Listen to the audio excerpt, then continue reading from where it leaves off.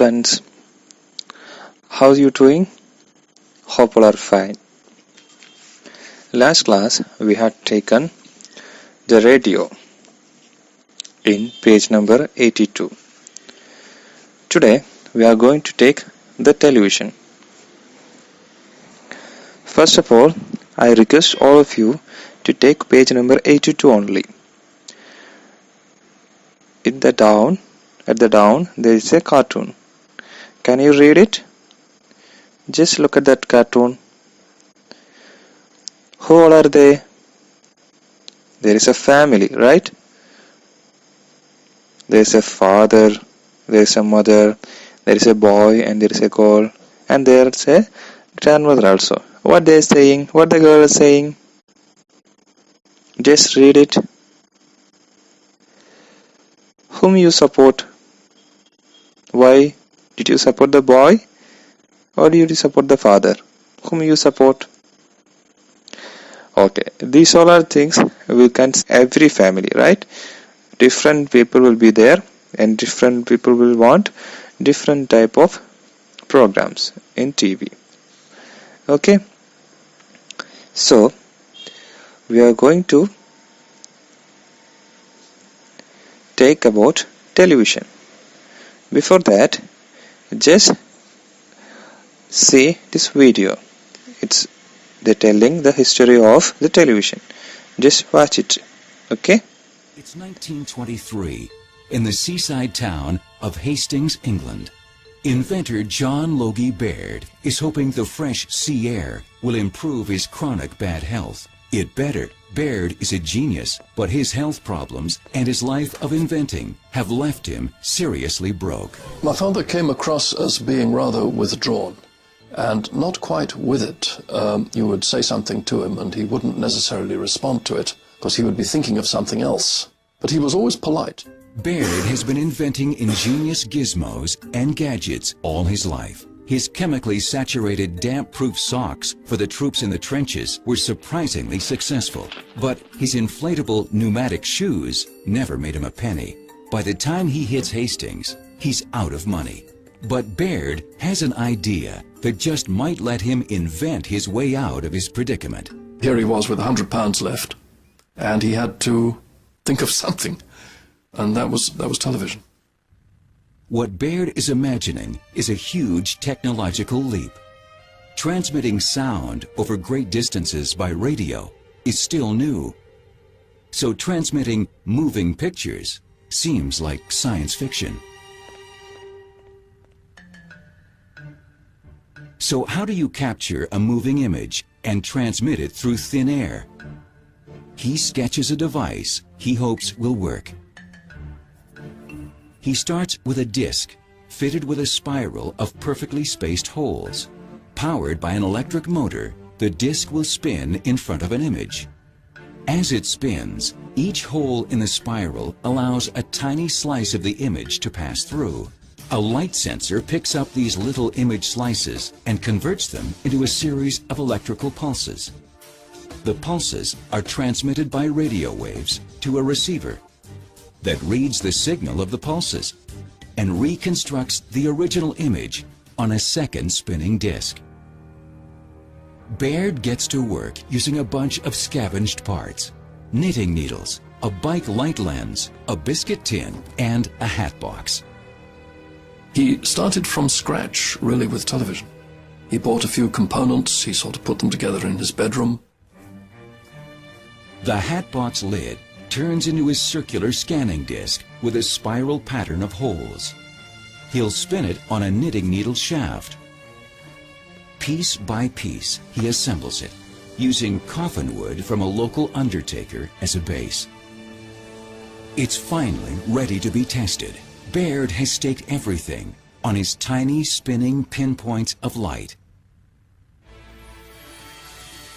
Baird sets up a simple cross in front of the scanning disc. He syncs up the receiving disc at the opposite side of the room and watches to see what his crazy contraption can do. As if by magic, it appears. As the receiving disc spins, It reassembles the shadowy shape of the cross. Baird is ecstatic. It proves his basic assumptions are correct. But a clear image is still a long way off. It took him a little longer than he thought it would. It took him several years. By 1924, Baird is now living in London, which gives him better access to equipment, but the smoggy air is disastrous for his health. In a Soho flat, still penniless, he works day and night. Slowly but surely, the blurry shapes get a little clearer, a bigger scanning disc, a more sensitive selenium light sensor to create better detail in the electrical pulses, and above all, a lot more light. But he still can't find the right combination to produce photographic gradients of gray.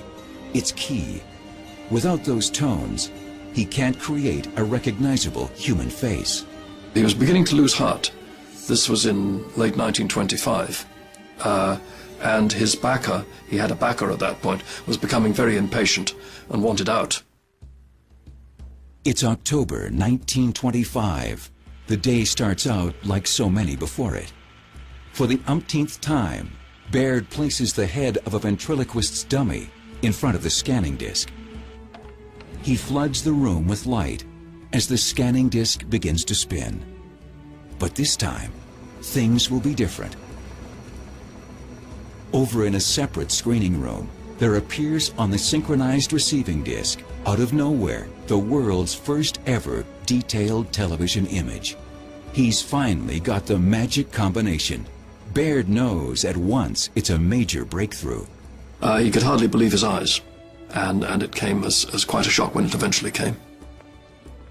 Baird can't wait to do a test with a real human subject, the office boy from downstairs. 20-year-old William Tainton is terrified. He sits confused as Baird rushes back to the screening room. As the discs sync up, Baird instructs him to move his mouth. William, stick out your tongue! William Tainton, the first human face ever to be seen on TV. John Logie Baird and his miraculous new invention have arrived. This first recorded image from Baird's TV only has 30 lines of resolution, compared to over 500 on standard TVs today. But the features are recognizable in shades of gray. Baird takes his television public. The first tiny screens are a sensation. Within 4 years, the BBC transmits its first official TV broadcast using Baird's mechanical system. But in a very quiet way, I'm extremely proud of what my father did. Thanks to the relentless determination of John Logie Baird, the world now has television. The global village is born.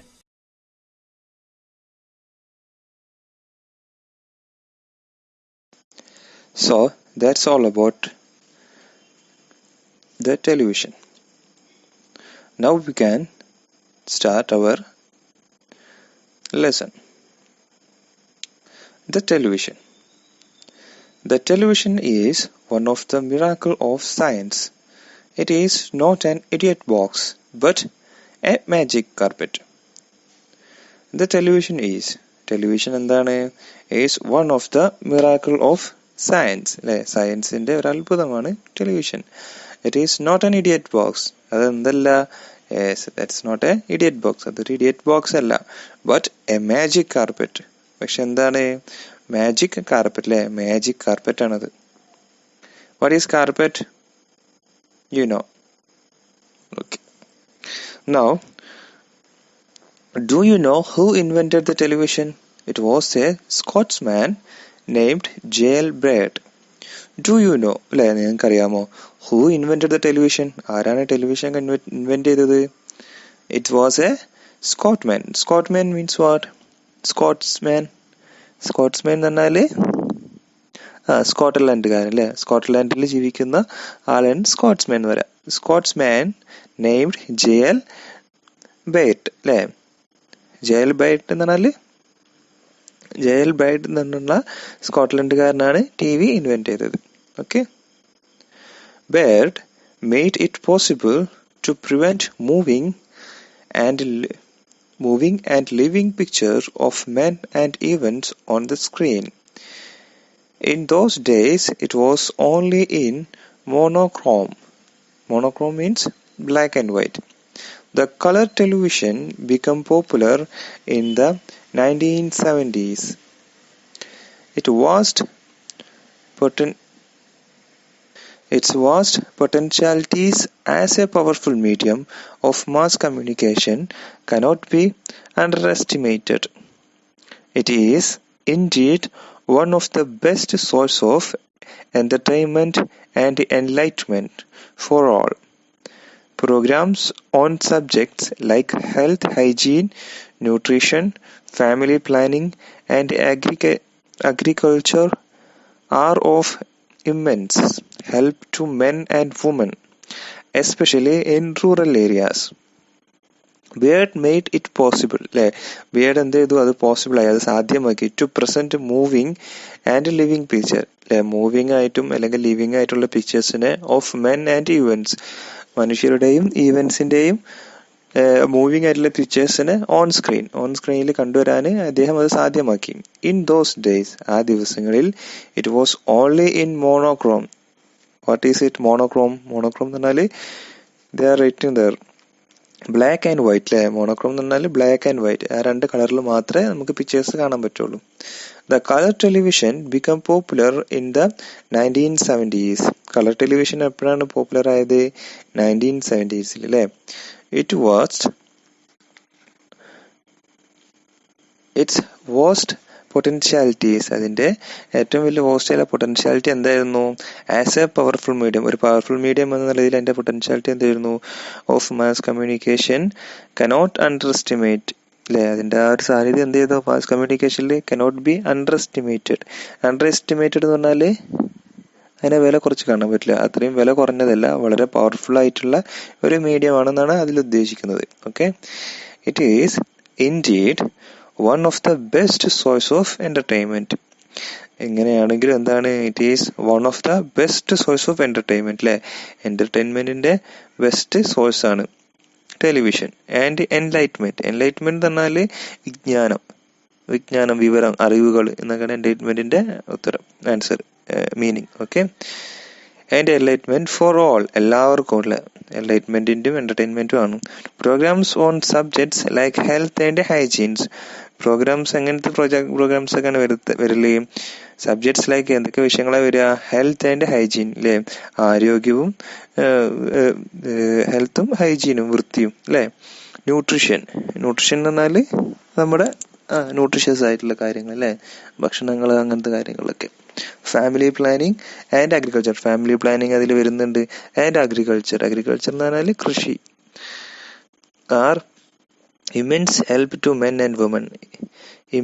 Immense എന്ന് പറഞ്ഞാൽ വലിയ, ഒരുപാട് help ചെയ്യുന്നുണ്ട്. Immense help എന്ന് പറഞ്ഞാൽ ഒരുപാട് help ചെയ്യുന്നുണ്ട്. To men and woman, മെന്നിനും വുമണിനും അത് ഒരുപാട് ഹെൽപ്പ് ചെയ്യുന്നുണ്ട്.